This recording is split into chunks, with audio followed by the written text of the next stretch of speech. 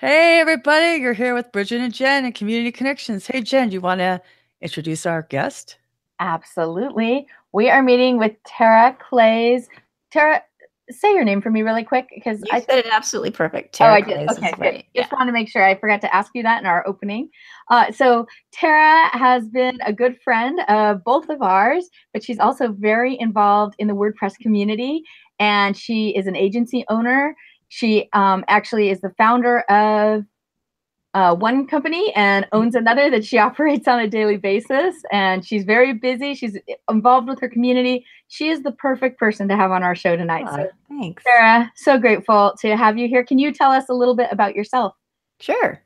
Yeah, so I live outside Washington, D.C., and have been working with WordPress officially for probably about 7 or 8 years, but I really only knew what I was doing for maybe the past 4 after I went to WordCamp Baltimore for 4 years ago. And so became just fascinated with the community after that. Like a lot of people, WordCamps are sort of life changers.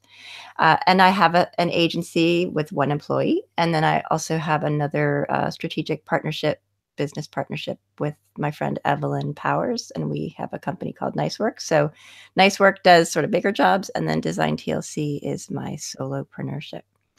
And I have been really involved in the DC WordPress Meetup for a few years and started a branch off of that. I guess I saw you guys at WordCamp US 2 years ago when we went to the Meetup training session there. And I remember talking to Raquel about their setup in Phoenix and how they have multiple meetups in their area. And so I started thinking about that. And so I started one just over the river in Virginia outside of DC, not really that far from DC, but for people who live in the suburbs, it's easier than going in. So I've been doing that for just a year now. It's been Great. growing, and we're now part of the DC Meetup, which is great. And then I also have a podcast called Hallway Chats with Liam Dempsey, where we talk to, we like to say, people in the WordPress community who you may not know about. So Yeah, we don't talk to Bridget Willard and Jen Miller and Chris Lemma. we talk to people who are like us, who just kind of have a story to tell, and we don't talk about tech very much. We kind of talk about success and living life and work-life balance and what's important. So I really have enjoyed that. Yeah. It's called Hallway Chat. Hallway Chats with an S. Okay. With an S. Chats with an S. We'll have to check that out, Bridget. You've probably already listened to it. I haven't yet, Tara, but I'm excited now. Yeah. But I got into like a podcast overload for a while. There are a lot of podcasts. Yeah. Yeah. Well, you remember I was immersing myself in the culture. I was listening to everything I could get my hands on. But yeah, there's been a lot of really good. Yeah, I did that too. And I think Hallway Chat sort of spun out of that because I first had the idea. I was listening to a podcast by Jackie D'Elia as she was talking to Joe Casabona, and they were talking about making a podcast and sort of how that was. And I thought it sounded really interesting. And so I thought to myself, gosh, if I had a podcast, I would do something about imposters. So I reserved a domain name WP Imposters, thinking that that might be a cool thing to do one day. And then Liam and I connected on Twitter, and he was looking for a podcast idea. So we sort of spun it off of that. Decided we didn't want something with sort of a negative connotation like imposter, and talked about what the hallway track is like at WordCamps, and kind of wanted it to be casual like that. So that's where fun. Hallway Chats came from. Yeah. Perfect. Do you still have WP Imposter? I still have the domain, yeah, but I haven't done anything with it. Would you sell it if somebody watching the show wanted to buy it? Perhaps. I don't know about you guys. Do you guys collect domains like a lot of people do? I have a lot, actually. Probably you do too. Bridget has a name for me. She's the Imelda Marcos of domains. Okay? So, I mean, but they're good. They're good ones. You know what? I sell them. The thing is, it's not just Jen. Almost everybody I meet collects domain names. Yeah. Yes. I have gutenbridget.com and bridgetwillard.com. That's it. That's great. Yeah, I just bought a couple. I bought like something. I've really gotten into digital efficiency lately. It's been one of my things. So I bought a couple of domains around that recently because it's kind of intriguing. Because why not, right? Yeah. Oh, fun. All right. Well, let's kind of talk a little more. You talked about WordCamps, and that's how you got involved. And you talked about the fact that you do your own meetup now, not just that you're attending.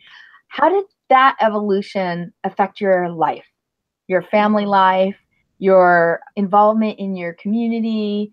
I mean, what do you have to give up to become so involved? My family could probably answer that better, although I know from your perspective. I'm now an empty nester, so I don't have anyone. My husband is around, but he's not even home now. It's 10 o'clock here. He's at a hockey game, and so I'm home alone a lot. I have a lot of time to myself, and even the past few years, I know, Jen, you have high schoolers, and when your kids are older, they need you a lot less. So my progression of my career has evolved with my children's, I guess, more independence. Right. So I think that it hasn't been a huge impact on anyone except me, adding a meetup into the fold. And even then, it's not a huge responsibility. I think I'd love to have someone share the responsibility with me, but it's not a big, huge deal. The venue is always tricky. I think your meetups, you have them in restaurant. Is it a restaurant? Is that right? Mm-hmm. So I'm doing that as well. The DC meetup is huge. It's really well attended, and they have it at an agency that sponsors them in Washington in the city, and they provide pizza and beer. It's called Chief, and it's a very it's a great venue, lots of space, and AV and everything. But it's more formal, so it's more learning kind of style. So I wanted to do something a little bit more social. Mm-hmm. And I looked for venues for a long time and found a restaurant that could accommodate us. And then they just went out of business in December. So we had a meetup at the new venue last night, and I think it might work out. So, but that's the tricky thing, is finding the time, finding the venue, and then finding somebody to speak. Right. A lot of people talk about the time commitment for a meetup, and it is a lot, because like for ours, it's 5 hours for me, because I drive an hour to go to ours, to every single one, at least, if there's no traffic. If there's it's a half hour going home. See, it's getting there at that time of day, right? But it's not at noon. To every single one. What's that? Go on. Oh, sorry. But I would like to ask you the opposite question, which is, how has your life become better? Yeah. Because you go to the meetup, because you are home alone, working by yourself all day long. Yeah, I have enjoyed meeting new people. And what's been really interesting about the meetup, I call it the Arlington Nova, Northern Virginia meetup, is that a lot of the people who have come to it have come from Maryland, which is sort of, there's a beltway around Washington. And so people are, instead of going into Washington, they're actually commuting quite a way to come to this meetup, which, since I started it, it's 2 miles from my house. So it's it's really easy to get to, right. Super convenient. But the other thing I've noticed is that almost every meetup that I've had, and I think we just had our 12th one, has had mostly new people. So we've had a few people that are repeat, but mostly new. And since we joined the DC chapter, so we show up now in the dashboard, it's been a huge help to our attendance. The first few months, when most of the last year, we were not part of the DC meetup. And so if people were searching for DC, they weren't finding me, because the name is not DC and I wasn't showing up in the dashboard. So we would have 20 people RSVP and then 2 show up sometimes. And that was that, it's nice and intimate, but I felt bad for the restaurant and self-conscious about that. So it's nice now. We still have a low percentage. And I don't know if you guys don't charge. Do you charge for your meetups? No. We don't charge for ours. Yeah. So what's your show up versus RSVP rate? It's about 90%. 93%. Yeah. Hey. We work really hard at 30, 33 will RSVP, and then we usually get 27, 28 showing up. Wow. We spend a lot of time on social media interacting with everybody and responding. Yeah. Oh, I can't wait to see you, Linda, on meetup.com, or, oh, it's too bad you can't come, Tammy. We'll see you next time.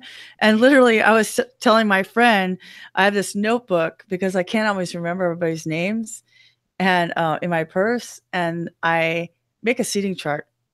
And when we go around and introduce ourselves, I write their names in so that I can remember their names. Nice. Yeah, And so they come in and we're like, oh, hi, Debbie. Hi, Hugh. So Whatever. what would you do if you had 100 people come? There's no way because we don't have the budget for it. We're So do you sponsored put by a limit? Dreamhost. You put a limit? We can't really be above 30. Okay. There's So no I physical. Yeah, I had 61 RSVP for last night's meetup, and I think we had 23 come. Yeah. Oh, wow. And that's pretty typical. Like if I had 60 show up, we would have been in trouble. There wouldn't have been room. Right. So yeah. The room that we use, we're in a Mimi's Cafe. They give us the room for free as long as we order something. We don't have to order full meals. We could just order hot chocolate and have it for hours, you know, and they're really good about that. But the room really is limited to about 30. And that's tight. And the problem is when it feels crowded, people stop coming, which is why we moved from Jen's conference room to Mimi's. Okay. Yeah, because my conference room could do 20, could do 25 if we, you know, pushed in smaller chairs and that kind of thing. But it didn't go beyond that. And it was just tight. Like, and especially when people have laptops, you have to have laptop space. Right. Right. So do you have a wait list then? No, we haven't done that yet, but we are going to be making some changes in 2018. Just because it's, you know, one, it's expensive. Two, it's, and we do have a sponsor for our meetup that provides for our dinner, but they have a budget too, and we've got to fall kind of close to that. And we also have a space limitation at that particular restaurant. We could go on the patio, but right now it's too cold. I mean, we're in California, so plus we don't know what cold is, but we need the AV equipment. And so in order for everyone to see, but if we just were concerned about feeding people, I think we could probably make it work for that restaurant. But if we had a bigger group show up, they would have to clear out half of one of their restaurant rooms, you know, one of their restaurant rooms, and just put us there and seat other people in the private room. And I don't think that they're as committed to that as we would be. Yeah, that's great that you have that much of a percentage of turnout. I think even the DC meetup, which I think they get over 100 RSVP, there's never 100 people there. So maybe DC just, you know, they're not very serious about their RSVPs. Well, we kind of tell them, like, we really need you to be honest with us because we're trying to plan for the food, you know?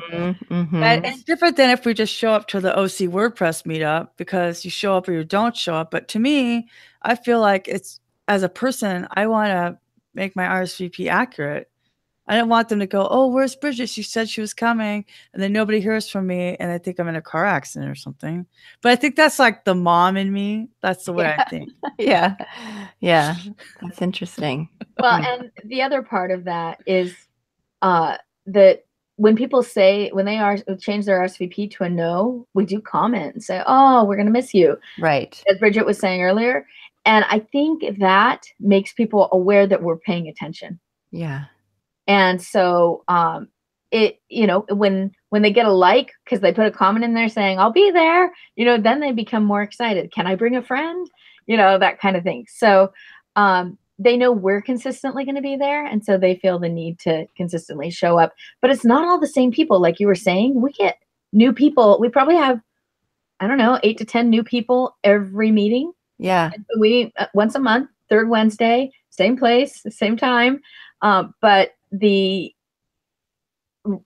when people haven't been there for 3 months and then they come, they're welcomed with open arms and they feel a part of the group. Like most of our people are involved in our Facebook group online, or are watching the meetup page, even if they're not attending that particular one, and they're RSVP no.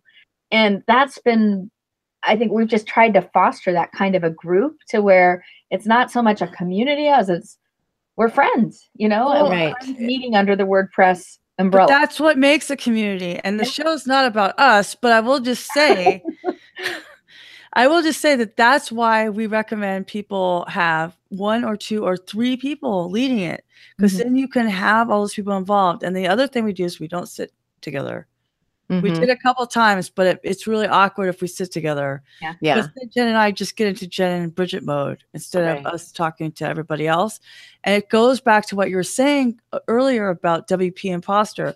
Everybody in this field struggles with imposter syndrome. And the reason why is because there's no PhD hanging on the back that says I'm good at social media, or that I can launch a website. Right. Or, you could take a course from Zach Gordon or whatever, but that's not the same, right? We self-learn based upon the projects that we get. So I can have a little plaque that says I'm part of the Chamber of Commerce, but I don't have a plaque that says I'm a badass on Twitter. You know what I mean? So that's how any self-taught kind of situation is. And that's why people like the classes that Google offers, or LinkedIn Learning, or whatever, because it makes you feel like you've learned a little bit more. But that the reason why we have that is because of that need for belonging in the Maslow's hierarchy of need. You have love, you have air, water, food, and love and belonging. It's like 4, if my memory serves me correctly. So that's why your hallway chats are so great, Tara. And then that whole, like, we don't want the stars, even though we're all stars. I was gonna say, Tara, you're on this show. You're a star now. I mean, it's yourself with Chris Lemma. I mean, that's what I'm saying. Like, I talked about it in my keynote in Rochester, because I think that we make somebody a star, but really it's all of us shining together that makes the sky beautiful. It's not just one star, right? It's not the sun. The sun is beautiful, but when the sun goes down and you look up at the sky at night and there's not a lot of light pollution, it's fantastic. It's awe-inspiring. It moves your soul. That's the WordPress community, that we're collectively shining. And so we do the same thing on this show. We don't try to pick out some influencer. I say, let's make our own influencers. And how about let's just be normal human beings and be polite. Yeah. And I think we all, I admire and look up so much to the people, the leaders in the WordPress space, I would say. There are people, they're very successful, very smart, and learn so much from them. I'm sure we all have.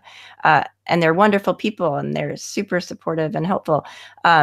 But they're on every other podcast. So for us, for the podcast purposes, it was sort of, there wouldn't be anything more to add if we had people on who share their knowledge and advice graciously on so many other podcasts. So the idea is to get advice, or not even advice, but just to get thoughts and perspective from other people, really. Yeah. Yeah. So. Well, and it's great because it shows everyone that they're important in this ecosystem of WordPress. Yeah. Everybody's got their little few minutes of fame too. So exactly. Yeah, I've met some really, really wonderful people doing hallway chats. I bet. Well, great. Thank you for doing that. And I know that that's not the only place you're involved. You're also involved in your community. You want to tell us a little bit about what you do in Arlington and what you're doing this week even? Yep. Yeah, I was just chatting with you guys before we started. I spent today in a session with a program that I am involved in called Leadership Arlington. And there are similar programs in other cities around the country. It's sort of a civics class is how I describe it, but it's September to May, just like a school year. And it's professionals. They have young professional version of it as well, but they sort of immerse you in your local community, in your government, and the different agencies that make up your government, your community. So today was Arts Day. And so our class has 50 people, and the class is divided into teams, and each team is responsible for putting on a whole day where they educate the rest of the class about a certain component of our local community. So today was Arts Day, and we sort of learned about how the county supports the arts, how our county provides, or used to provide facilities, but provides support through education and financial means, space, those types of things. We got to hear from we got a performance from high school choir and a theater group, and met with a lot of artists and talked about social advocacy in the arts. So that was really interesting. We've had a session on health and human services, learning about the agencies in our community that help people who need it. homeless people and people who are elderly, people who have addiction, those types of things. So that was super interesting. And it really inspires you after you spend a whole day learning about this. It inspires you to think about what role you can play in helping your community. So it's been good to step outside of my bubble of WordPress, where I love to spend most of my day sitting here behind my computer, but to, to learn more about people that live around me that I didn't know about. And I spent a day with in a fire department and rode around with a police officer. And so it's been fascinating, really, Sounds really fun. interesting. You know what's Yeah. interesting, Jen, is we had Raquel on this show not too long ago, and she had the exact same experience where she went outside the WordPress community into her Yeah. local geographic-based community and felt the same kind of passion to bring that back. Yeah. How important do you think it is, Tara, to have other voices in your career other than the WordPress bubble, lack of a better term? Right. I Yeah, hate I think I am super satisfied with the WordPress community.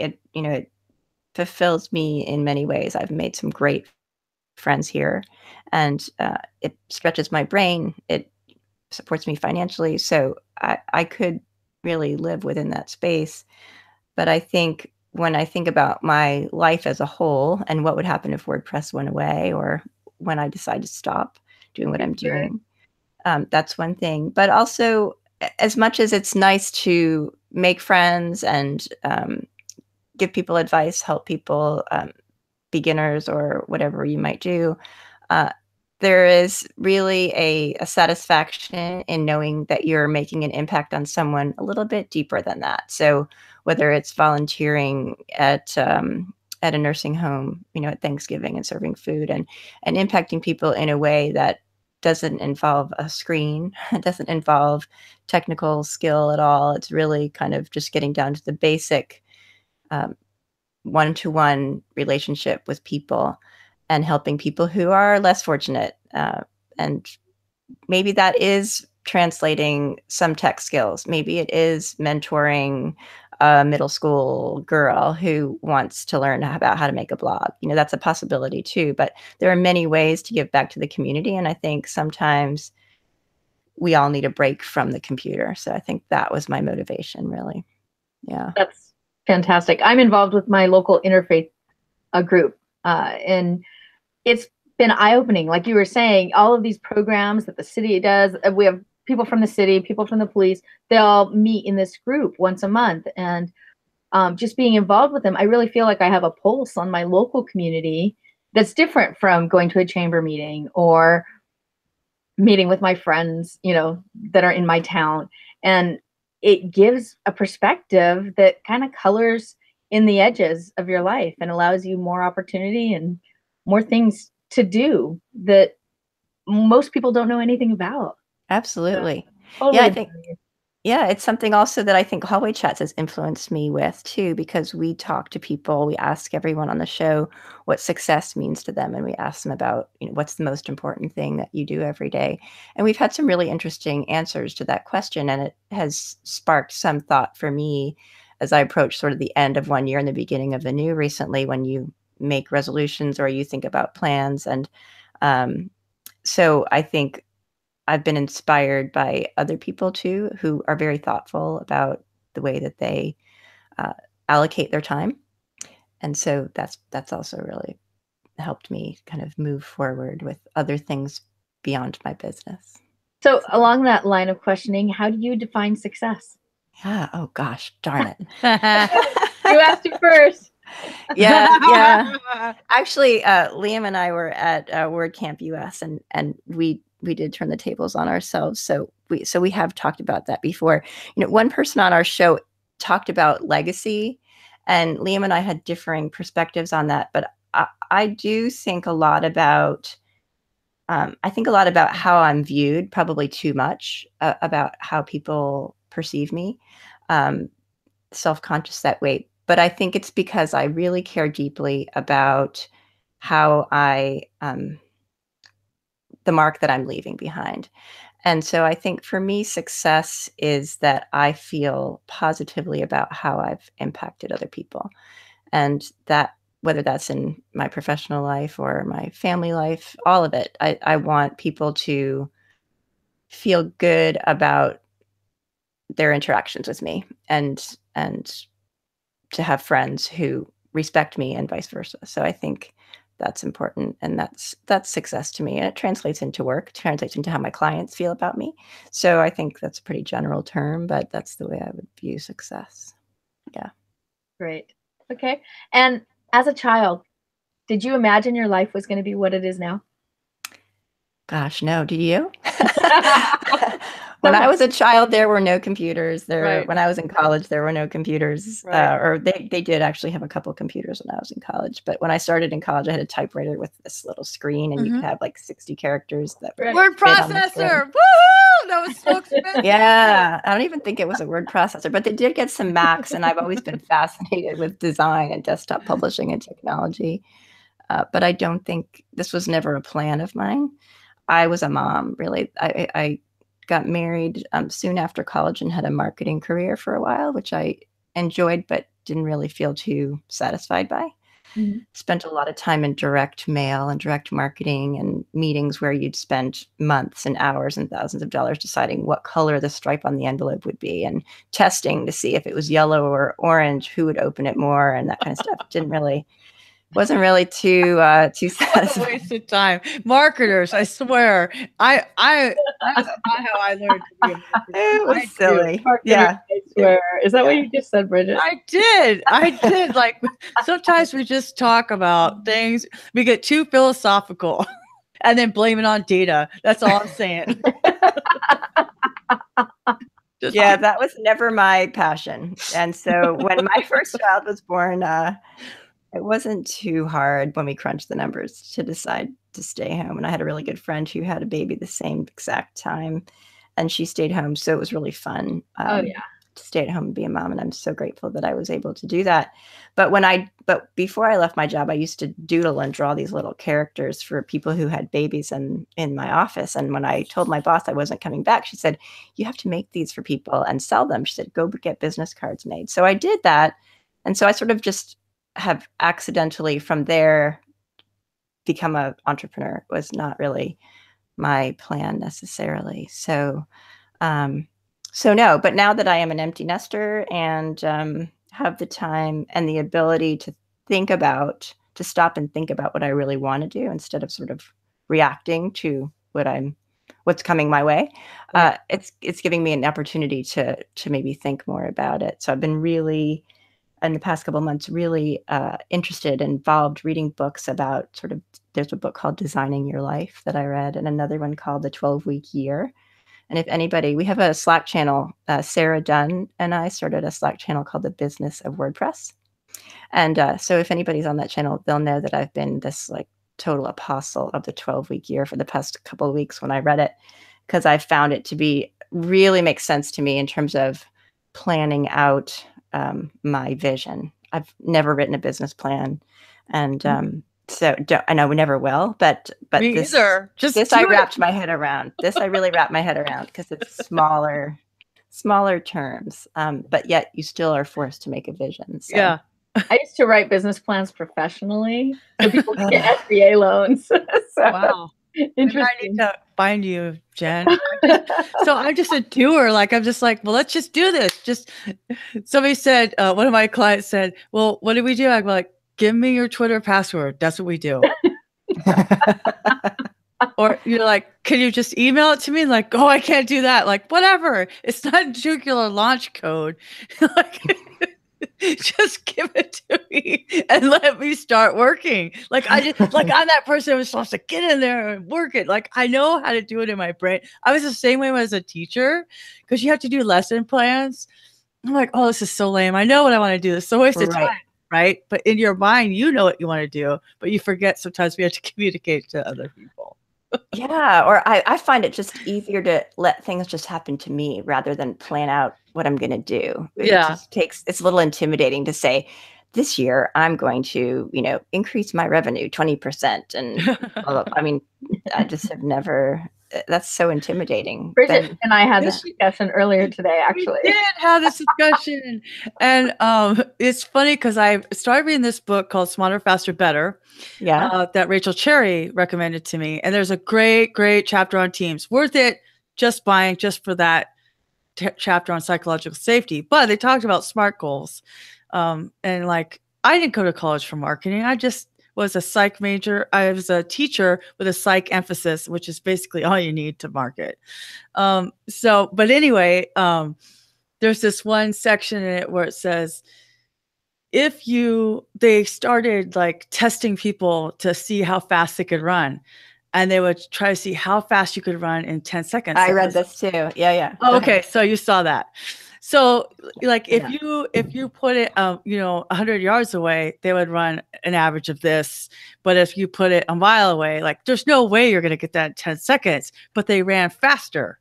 So having placing the goal far enough ahead that it isn't a suicide goal, but it doesn't make you an underachiever is kind of the trick, right? It's attainable. So, yeah. Jen wants to make $1 million. I want to pay rent. Like I need to be somewhere in between there. And I'm exaggerating because we're not giving away her business plan. But you know what I'm saying? Like sometimes like if I go, all I want to do is pay rent, then I'm only going to do enough to pay rent. Right. But if I say I want to pay rent and I want to go to WordCamp Europe in Belgrade, then I'm like, okay. And then I want to go to Vegas with my friend when she turns 50 in July. So like, okay, I got some trips coming up. I need some extra client work, Yeah. And then, so like you start thinking like, what do I need and what do I want? And then you start building that. It motivates you internally. And you could sit around and make SMART goal charts and whatever, but I say you're wasting time. Just go do it. Yeah. Well, when you have too many things to do, Bridget, though, you can't just go do it all. I'm afraid it's going to roll out of my head. Exactly. Exactly. That running example that you gave, I gave a talk at WordCamp DC this summer about productivity. And I gave that example because I read a lot of books about productivity as well. And it's not even just in terms of something big, but even in what you're going to do this day or this week. I would say, if I'm building a website, I would put on my list of things to do, like work on such and such website. Well, you could do that for, hours and hours without end. So if you make it a more attainable goal, I've got a little calendar too. But if you say, I'm going to work on the homepage, I'm going to get the homepage done today, or I'm going to get, the copy written for 2 pages or whatever it is, instead of just writing down generally, I'm going to build the website. Right. It's an actual task. Making your tasks more specific. Yeah. Because then you get to, like when I was a secretary, and I kind of do this still, like you guys can't see if there's Post-it notes everywhere. I would write, because a lot of times my work wasn't a piece of paper, like, reconcile January accounting, right? Then I would rip the Post-it note off and crumple it up and victoriously throw it into the trash. That's satisfying. Yeah. You know what I mean? Like I did that goal. People are like, why do you use paper? Don't you know about Google? I have a Google Calendar and I use it. I live by it. But that's not the same as tasks. And crossing it off. It's that limbic system. Yeah, I prefer to cross off than crumple. I do too. Yeah. But whatever makes you feel that achievement, that's satisfying. Well, because like when you're reconciling bank accounts, Quicken goes, congratulations, and that's it. It doesn't matter you spend an hour looking for a penny. Oh, Help Scout, like they play music for you, and they say huzzah, or whatever. Once you get through your queue, it's awesome. Oh, that's cool. So that's like a good segue to work-life balance. I have some extreme opinions about work-life balance, but I would like to hear some of your thoughts. So there's no such thing, right? I mean, that's what people say when I've asked that question. And I think that's probably true. I think I, and probably many of us, feel a lot of guilt over this, because I think I'm not supposed to be working 10 hours a day. I'm not supposed to still be working at 8 o'clock at night. I'm not supposed to. On the other hand, I really love what I do. So why the heck not, right? I think your balance is what feels right to you. For me, I'm compulsive about it. I love it so much. The time goes by so quickly that it's hard for me to stop. That scares me a little bit because, that's probably not super healthy from what we read. And so I think that when you own your own business, especially, there's never an end. There are always tasks on your list to be done. So It's like being a mom. I may not have any client work that has to be done today, or I may be waiting for the client to get back to me, but I can always write a blog post. I can always do social media. I can always balance my, reconcile my bank account, do my invoicing, whatever. There's an endless list. And that's why, when you're saying, Bridget, like, just do it. Well, yeah, I could just do it, but I would never sleep like Jen. And I would forget. I would forget the things that I had in mind. For the record, I do. I'm teasing both you. You guys know that I'm extreme, but no, I do believe in planning. I mean, you got to write things down. Spontaneous, Bridget. I'm literally working on being spontaneous. That's my life goal. Okay. Is that your word? Yeah. That's like a word for the year. So I was talking to a friend tonight who last year her word was fearless, and she did things, with a fearless attitude. So I came up with a word for this year, which is purposeful, which is that I want to do things intentionally instead of just reacting to things. So tomorrow I am taking a piano lesson for the first time. Nice. I've always wanted to, I used to play the flute when I was little, and I took some guitar lessons many years ago, but my kids are really musical. My dad's really musical, and I want to be musical. So I'm going to try it. So I'm going to add some balance by trying to add something in that's not, again, not my business, not my right. And I think, to me, that's what I think it is. Like, we use the word balance and we think scales, and so we think equal.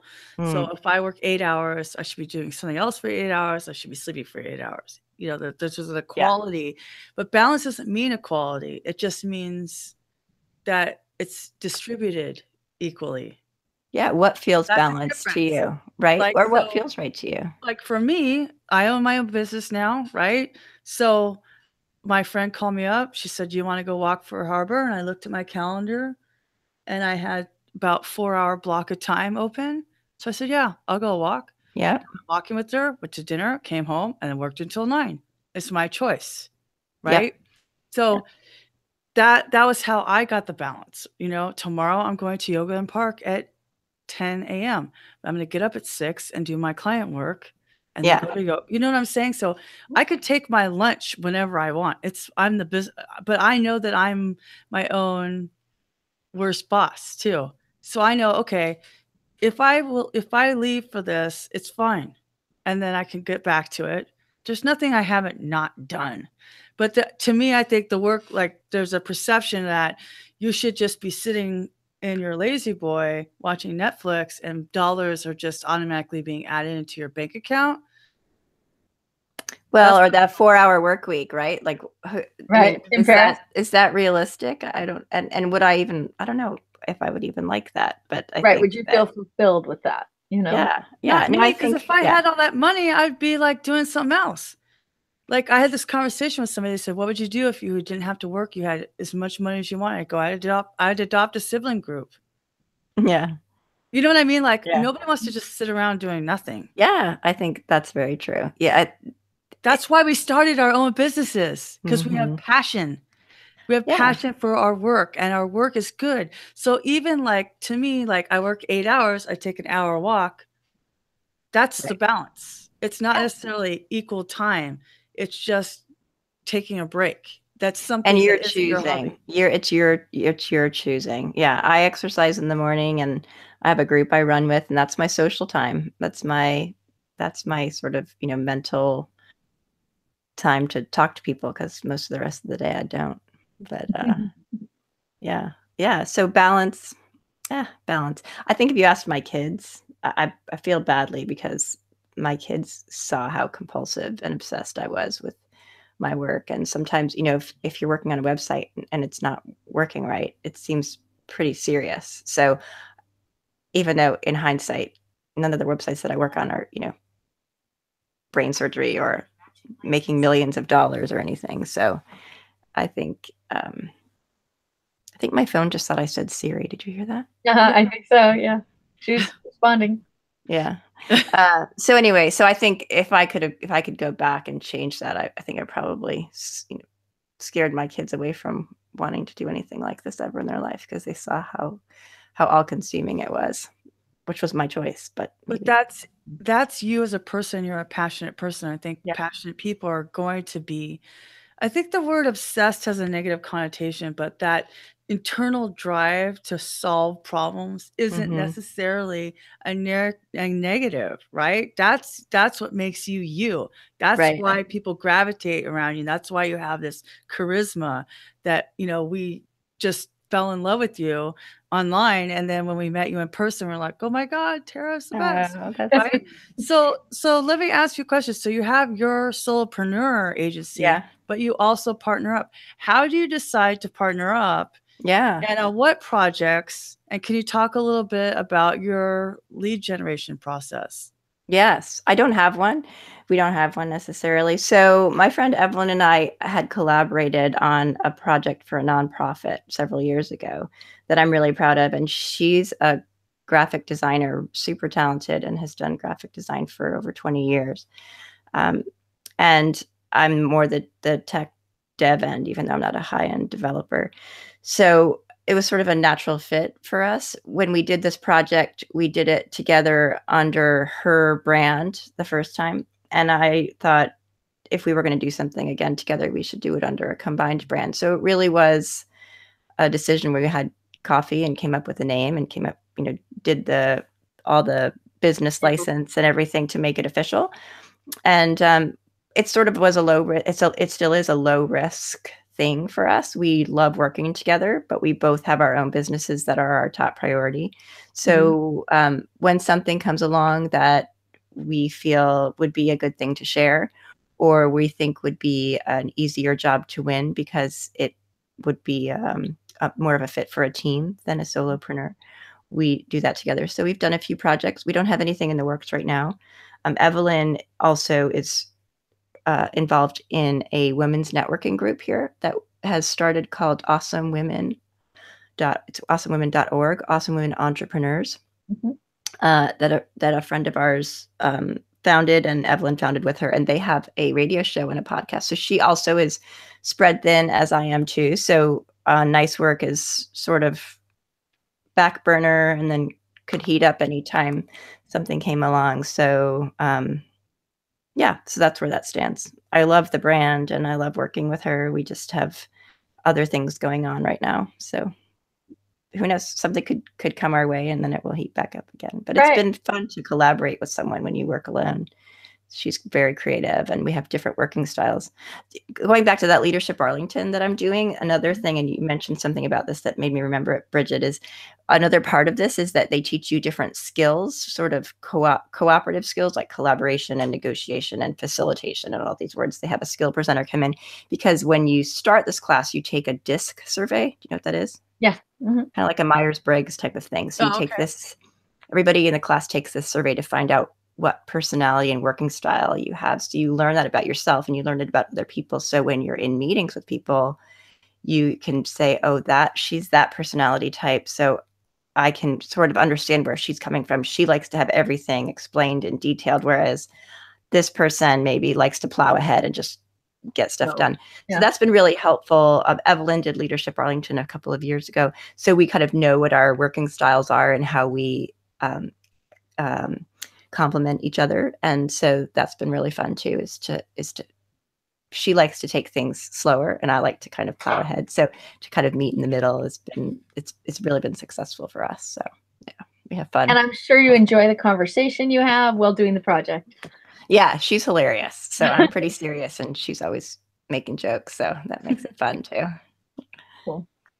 Well, what you were saying before about how you weren't sure how your kids would react with the life balance kind of resonated with me. But it's been interesting. Just in the last year, there's been a shift because some of my kids have gone off to college. And while they were in the house, they're like, Mom, can't you leave your computer alone? You know, I'd be waiting in the parking lot to pick them up from school, typing away at a blog post, you know, and or tasking somebody out or whatever. And it was just, that's how I was doing my business. I also have an office. I go in there, but there are things that I would do just on the fly. And so my kids always were aware that I was a writer and that I owned a business, Yeah. And Did they resent that or admire it, or how do you think they so, feel? so there were times, I'm sure, I mean, there were definitely times where they resented it. Yeah. But what's interesting is and my husband owns a business too. So we're like two entrepreneurs spinning our little stuff, spinning everything and trying to keep our family of 8 kids together and like, making it happen. And it's interesting to me that now that they're adults and they're on their own and they want to make money, they're not just going to a place where they can get a part-time job with, an even hourly rate. They're calling me saying, Mom, I've discovered I learned to write. I love to write. Yeah. If you have any posts that I could do for you, can I train to be one of your writers? Yeah. And it's been amazing. And, one of them does my social media for our clients now, and they've grown into the position and now they kind of honor it. Whereas before they just didn't see enough of it to understand that, no, it's kind of a way of life. When you're an entrepreneur, you do make different choices and priorities because you're not just caring for yourself and trying to keep your 9-to-5 job. You're caring for clients and their work becomes a part of you, Yeah. And that's what makes you successful in your business, is that your clients know that you value them. And I agree. My son is in school for music, and he's actually does the editing for hallway chats and is learning to code certain things for music. So yeah, even though I thought they would never want to do anything with computers, at least one of them is. So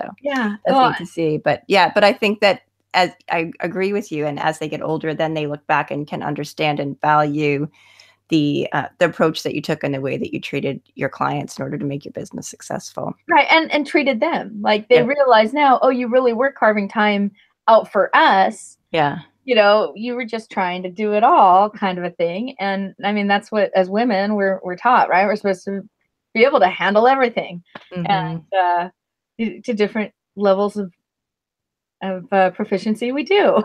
Yes. Yeah. That's great. But it's been interesting. And so meeting somebody like you who's done that too, I can totally relate.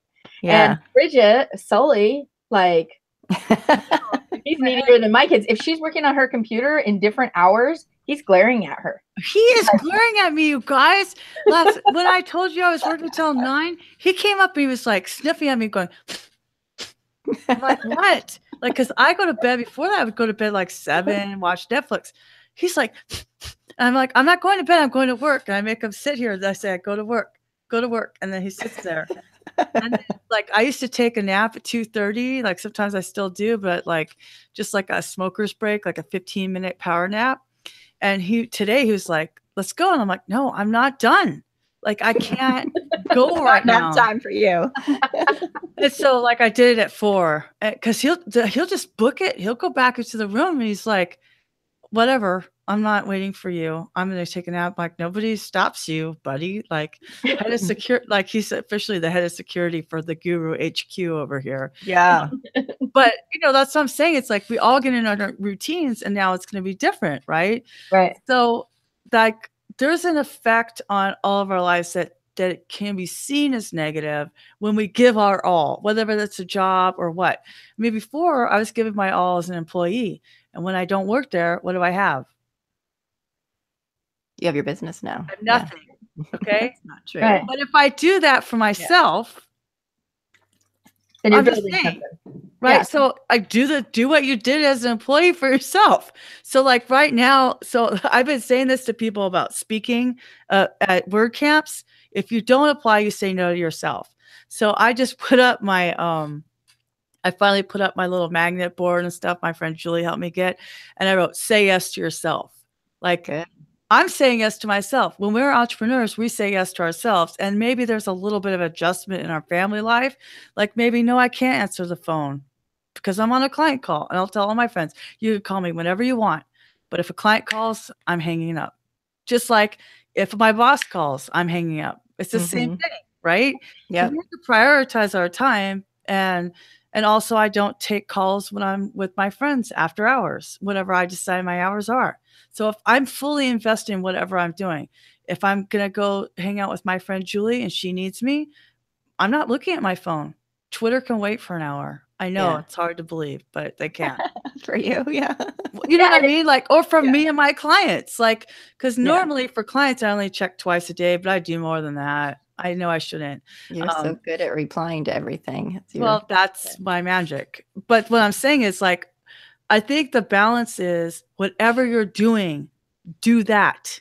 Be present in that. Be intentional, be purposeful in what you're doing. Yeah. And then, you know, you're in karaoke, I'm not working. I'm doing karaoke. Or whatever it is, whatever your hobby is, right? Yeah. And when I walk, I don't listen to podcasts and I don't listen to music and I don't talk on the phone. I listen to nothing. Because you need to just allow your mind to just relax. And it's amazing when you do that and you're out in nature seeing blue and green or whatever, it's amazing how much refreshed you are and how you come up with ideas. Now, Tara, I know that you're a runner. Can you talk a little bit about how exercise goes into the kind of the drive and your ideas and your productivity as an agency? It's a really important part of my life and has been for a while. I built a website for a friend of mine who has had a boot camp business in this area for over 10 years. As a matter of fact, I can tell you she's had it for about 16 years because she is best friends with my former neighbor, and she was starting the business in the area, and she did it in my backyard, and my little toddler daughter would watch us. We would be out there, you know, lifting weights and doing stuff like that. And she's built this super successful business. And sort of as I was learning to make websites, I made a website for her, and she's taught me a lot about fitness and nutrition, and has a program called the Total Wellness Challenge, which was a pretty big website that I built with the help of somebody out in California named Tom Ransom. He's a great developer. So it crosses into my business life also. So I can't, you know, it's really enmeshed in my day, my habit, and my work. And then I joined a running group several years ago that meets really, really early in the morning. And I don't have to get up that early, but if I don't, then I won't go most likely. And I used to run alone. I used to run a lot more, but I can't run alone anymore. And it's my social time, and they're awesome women. And, you know, we are good friends and socialize as well, but it is my social time. So it's definitely my therapy. And I feel really lost if I haven't done something to exercise. I do think that yoga and stretching are things that I've always struggled with, that, you know, when I talk about work-life balance, talk about fitness and health balance too, and fitting that in has always been hard. But I will put a plug in for this thing I just started it's called the 30-Day Yoga Challenge. It's on YouTube. It's this woman named Adrienne. I don't know really anything more than that, but I've been doing it now for 10 days, which is more than I've ever done yoga before. And they're like 25-minute little yoga things you can do at home. So if anybody is interested in yoga, you should look that up. It's really cool. So I've been actually doing a little bit of yoga, which is good for the soul as well as the stretching and the joints as you're getting older. You said 10 days. So was that a New Year's resolution? Do you believe in New Year's resolutions? I did not do New Year's resolutions this year. I wrote a blog post last year, and I set New Year's resolutions. And then when I went this year to do a year in review and write a blog post about that, I realized that the goals that I have for the next year were the same ones that I had for this past year, and I just forgot about them. I wrote them, and then I never did anything with it. Like, that was really silly.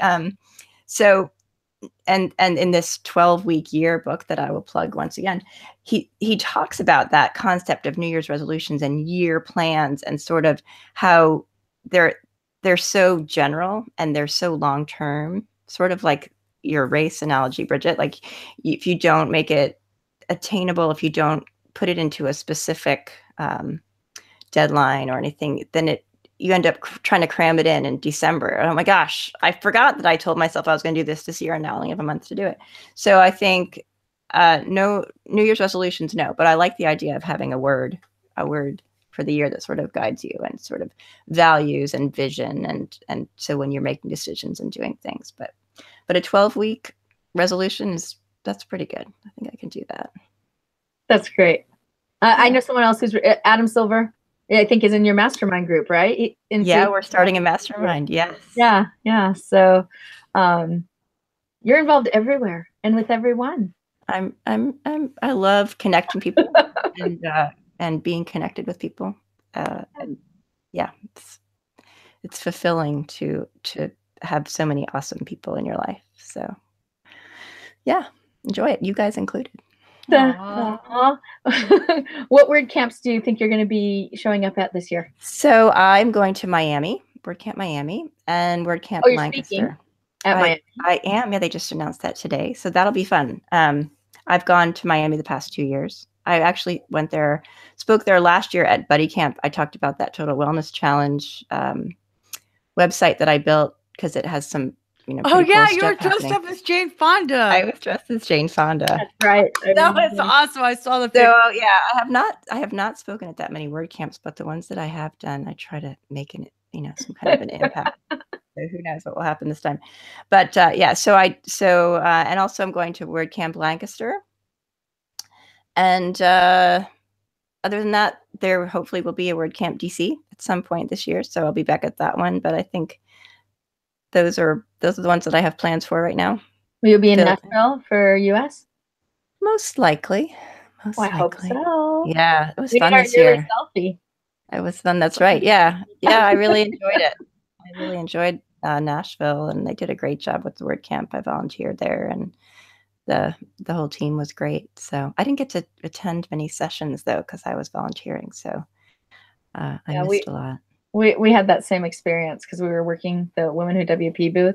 Yeah. And so between that and trying to have a few conversations here and there, I think I went to maybe 3 or 4 talks. And yeah, one of them was Stay the Word, but that was 2 hours, so that counts as 2. It might count as 3, actually. That's so long. I love Matt Mullenweg. He's awesome. That talk is too long. It is. Yeah. Well, I mean, I had to pee like so bad both times. The wait is long. Yeah. Yeah. I mean, it's the wait is long, and then when you're in there, like, okay, you can't leave. I don't make it to a movie.